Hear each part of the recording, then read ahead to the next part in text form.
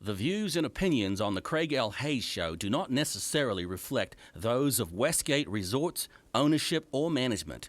And now, on with the show. This is the Craig L. Hayes Show.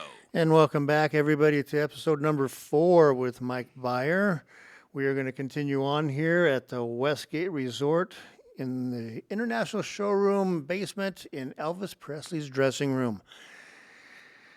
And we're going to go on with our discussion on show business. We've had a lot of good stories. Today's been a good one with good stories today. And we're going to keep on going. We got a couple more episodes left in us for the day, and then we have to hit the trail and get out of here. So anyways, Mike, let's continue on where we left off. You said you had a quick Howie Mandel. One more Howie. Yeah, tell us that. Howie story. Sounds good. So one of probably the greatest Howie moment of all time. And again, it's about that whole access thing and trust. Like I said, for some reason we just got along great, and he liked me for some reason. I don't know what it was, but we finally, one day I come in, and I come in early, do our thing, and Howie comes running up to me and he goes, "Are you on the clock? Are you on the clock?" And I'm like, "Yeah." And he goes, "Good." And he goes, "Do you like basketball?" And I go, yeah. I grew up on sports, and he's like, "Good." He goes, You want to watch the NBA finals with me?" And it was game 6. It was the night that the last time the Bulls won the championship. Okay. And he goes, "You want to watch it?" And I go, "Yeah." And he goes, Hal Spear, his opening act, "We're going to watch it in the dressing room." He goes, "Come on in." And he goes, "If Chaz says anything to you, tell him you're with me, and tell him I said, F off." Who was Chaz was our stage manager, our boss. Yep. But he goes, "Tell him how he said F off, and you're with me." And he goes, "I just wanted to make sure you're on the clock." He wanted to make sure that I got paid to watch the NBA championships. That's the kind of guy Howie was. He was just, and obviously probably still is, but it was just an amazing moment. So sure enough, I watched that whole game, and it was an amazing game. It was crazy. But we just sat there in the easy chairs in, and actually it was in Hal's dressing room, so it was like dressing room B or whatever over there on stage left. But it was great. We had the best time, watched the game. He's like, "Yeah, you want anything to drink?" Just great host. Just being guys, it was like, it was that thing, like how we wanted to have a regular life too. Like, we're just being guys, I don't get to be home with my family right now. You're my family right now. And that was, man, it was exactly just amazing. And it's the things you never think are going to happen. You don't ever think about that when you do this, But plus, you have to be able to cultivate a special relationship to do that. You got to be trustworthy, and you got to be, I hope, interesting enough for them to want to talk to you. Again, they're just people, but they are people that have talent, and they want something interesting to happen in their life when they're out of town like that. So it was great. It was a fun time, and I definitely didn't expect it. But like I said, it was so funny. He was really interested in making sure I got paid to watch the game, and that's like gold. You can't ask for more. It was like I want to pay you back for being cool, for being around, and that was like awesome. Yeah, I'll take the paycheck plus that. Why not? That's good. But that place was just so special. And then when they finally were like, "Look, we're shutting this thing down," that was crazy. But that's when I came here. Yep. Yeah, a lot of people bailed. I got Jerry Helmuth came over here. Yeah. And that was, I picked up on some of the people that left that place. Yeah, what a great room. That was Dean Harold, who was the president, just decided there was another room that needed to be this. He wanted to shut this room down too when he was the president here. So then he went down to Caesars and actually did it. Oh, and the crazy thing was, here you are, arguably the most famous showroom in the world, and all this great stuff, and we were still selling. I think our occupancy rate was like 92%. So you can't do a whole lot better than that. No. And they were just like, no, we want to tear this down and put up some high roller suites, which they ended up not doing. That was the irony. They tore the showroom down, and they just let it sit like with nothing there for quite a while, and then they built another tower, but they were, originally it was, we're going to build some high roller suites or whatever. We're like, what? And I remember when Linda Crane, our vice president of entertainment, or president of entertainment, came to me and told me, and she goes, I want to tell you personally. She goes, it's important. I want to tell you early. She told us, 6-8 months beforehand, which never happens in this town. They never tell you that. That was amazing. No. Linda was awesome. That was a whole nother thing. She treated us like we were family, which is not a normal thing a lot of times in this town. She was just like, look, you guys make me look good every week. People come here and they say this is the best crew they've ever worked with. They love being here, because we try to make them feel like they're on vacation. That's the whole idea. And we would have our old, sound guy friends that would come in, like with Chicago, we had that whole crew and just all the different acts that we would see all the time. And we'd be like, go eat lunch. We'll put up your show. Just go away. Like you're on vacation. And we do most of their load in for them, set up their gear, because we'd already done the show a bunch of times. Mm-hmm. And again, it's the trust thing. So we would try to make it like they were there on vacation, and it just was always a great place for them to be. And and then Linda was like, these guys love you guys. You make me look good, but look, they're going to shut this place, and I want you to know early so that you can get a gig and you're not stuck, with nothing. And that's when, and actually, I didn't come here right away. I think that was when I went and worked for David Cassidy and Sheena Easton right after that. It was really, the universe kind of took care of me on that one. I got a phone call from a friend of mine who said, hey, these guys are looking for somebody, and I told them about you. And so I ended up doing their show for a while. And I worked for David for about a year. And that's where I got to meet Sheena, and before I worked with her here. And that was amazing. She was like a Scottish truck driver, that one.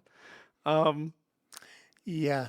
She could verbalize some things. She could verbalize, but she was funny. Yeah, oh my God, cool. She was super cool, and she was super, super protective of me later on, which was shocking. She was really, really good to me, and which was odd because I had seen her in her earlier days. I had friends that she was not cool to back in the day because she was younger and a little more. Temperamental, yeah. and yeah, just. I think a lot of them go through that in their early days. They finally make it, and they're going to, they want to flex and show that I'm the big one now. Hey, I'm so. It's like you don't have to.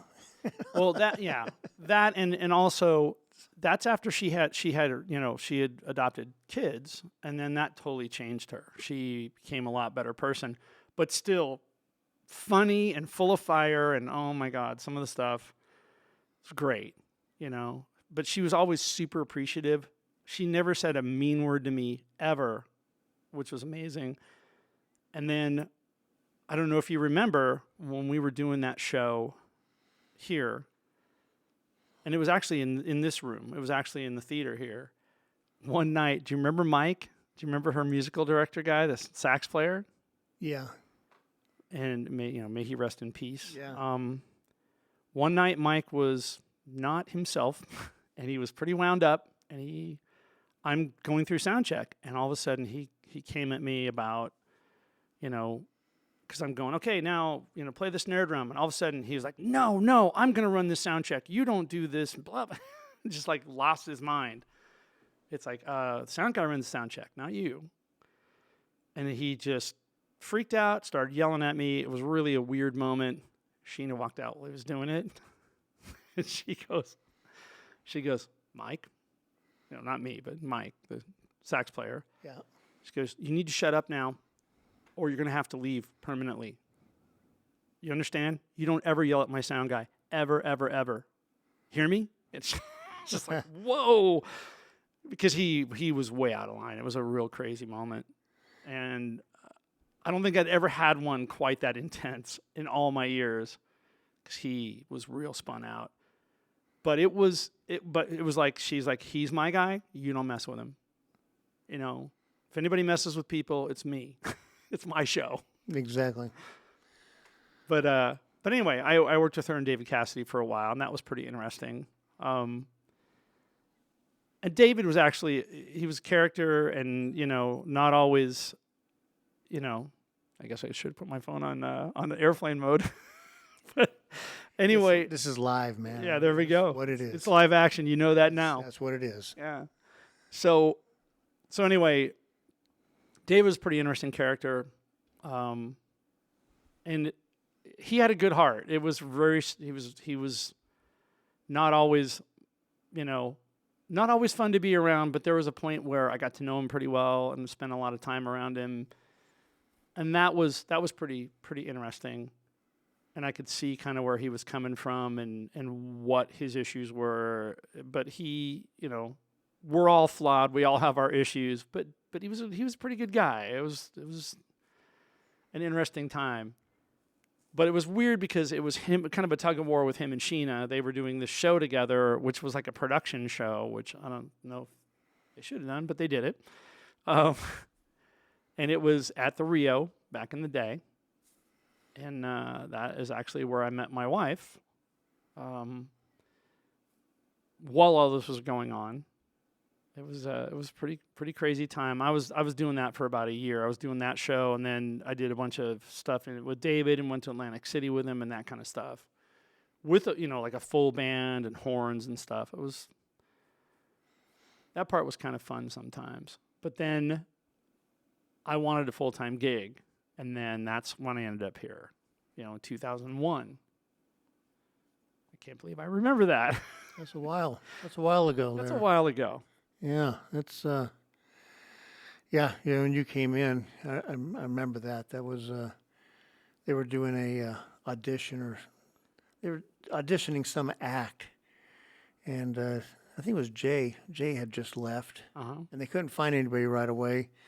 And so I said, okay, I'll go out in front and let's start patching the stage, and I'll get it up and running. And then you walk in. I was like, oh, good. Somebody can do this. I don't want to. It's all yours, Mike. I was like, I don't think we're too far from being ready to give them their little audition. It was a little cute little, I think it was basically a Hawaiian type act or something like that. Mm-hmm. That was a long time ago.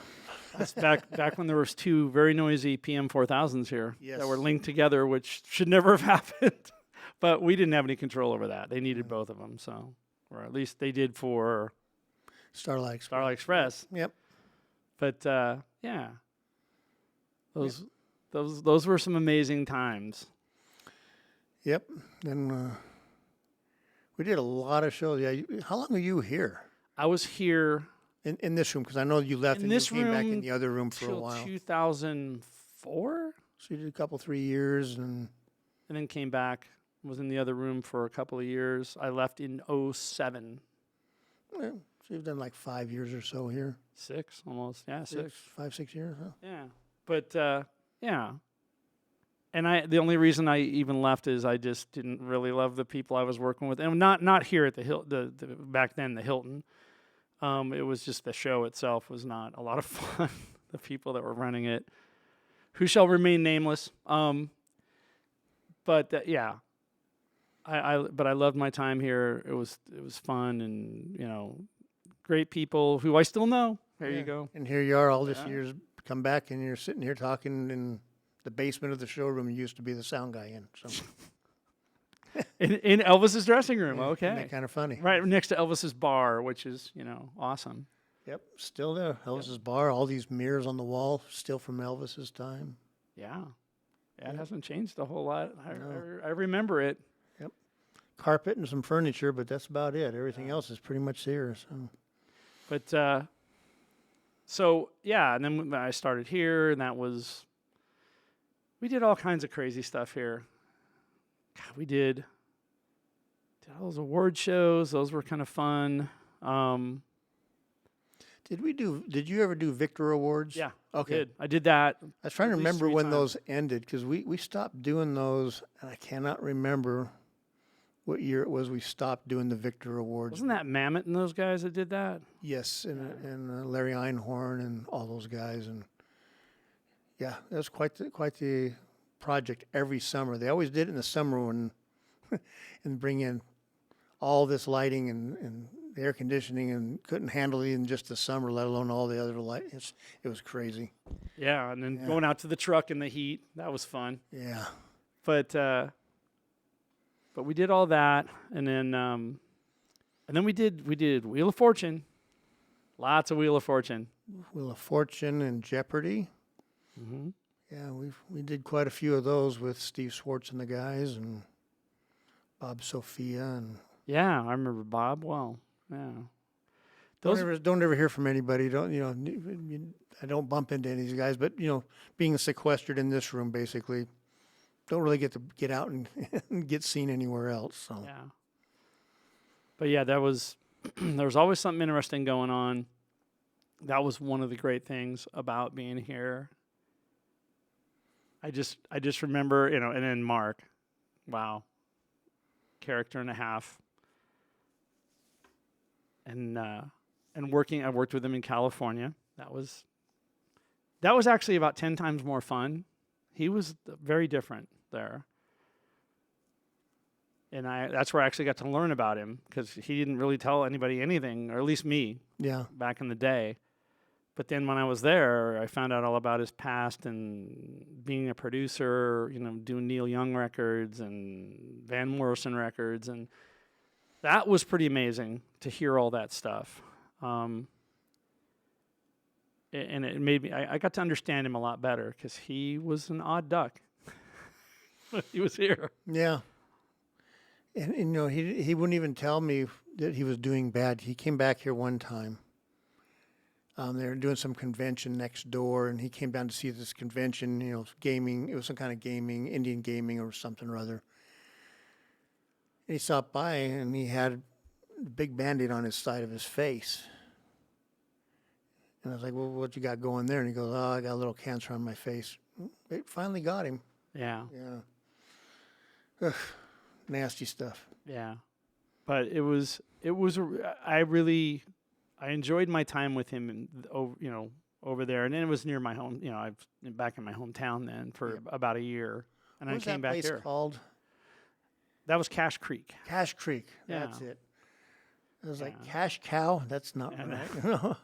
Which is a really major Indian casino, and again, it's like 40 miles from my hometown, and I would make that drive every day, and it was an experience. And a lot of times it was foggy. That place is the fog capital of the world, unbeknownst to a lot of people. It's crazy. They have the Thule fog there, which you can barely see through ever.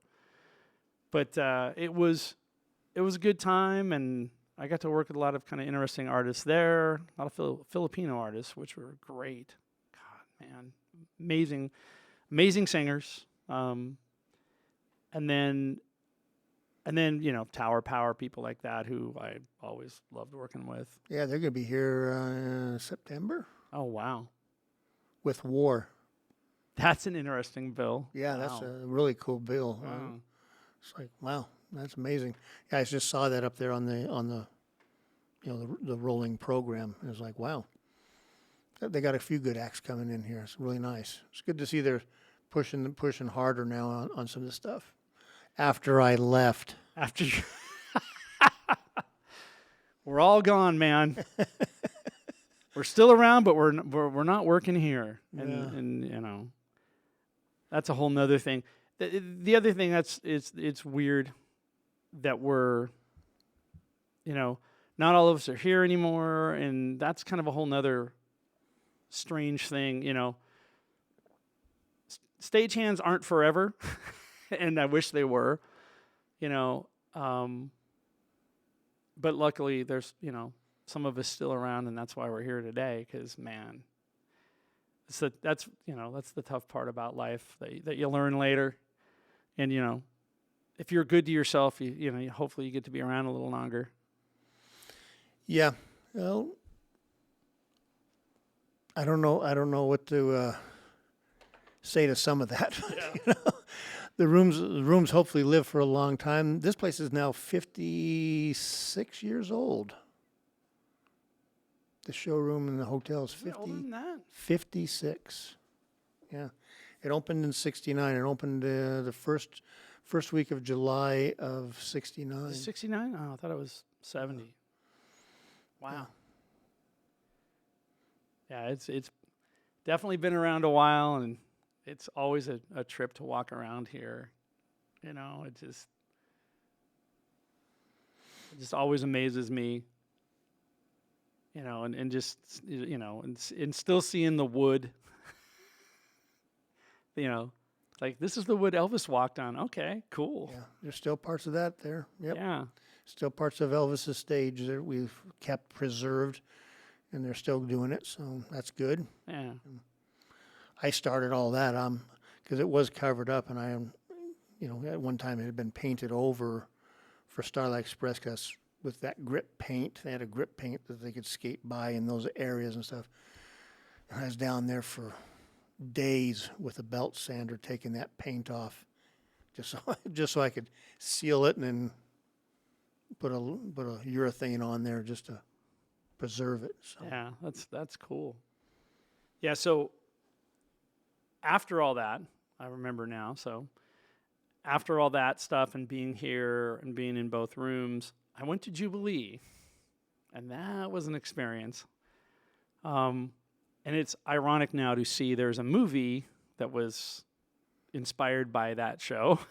Really? Yeah, Pam Anderson, that Last Showgirl movie. Oh, is that what that's about, Jubilees? Well, it was inspired by Jubilee. It's not about okay. Jubilee, but it's definitely kind of, they're trying to like come up with a character. They came up with a character that was a working showgirl, et cetera, but it was inspired by when the author went to see Jubilee. Okay. And then found out kind of some stuff about what was behind it, et cetera, et cetera. I was there for like 8.5 years, and that was an experience.